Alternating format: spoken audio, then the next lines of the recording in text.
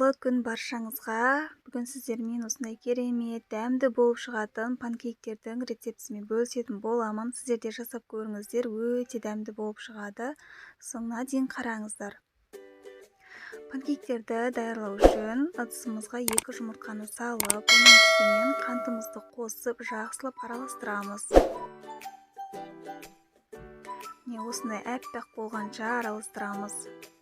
Және де оның үстінен сүтімізді құйып, тағы да жақсылап араластырамыз. Енді қопсытқышты ұнның ішіне салып, тағы да жақсылап араластырамыз. Ұнды аз-аздан қоса отырып, түйіршіктері қалмағанша араластырамыз. Ұнды електен өткізуді ұмытпаңыздар.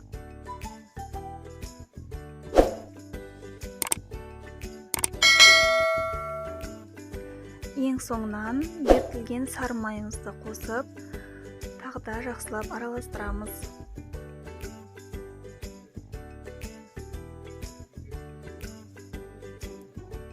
Міне бізде осындай консистенция дайын болады. Қатты сұйық емес, қатты қою емес.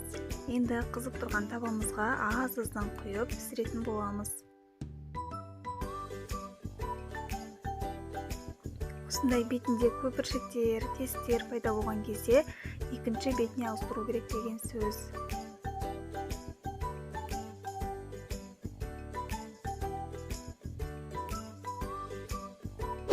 Панкейктерді орташа отта пісіреміз. Бірінші жағы 1 минуттай уақытта піседі шамамен, ал екінші жағы бірінші жағына қараған кезде тез піседі.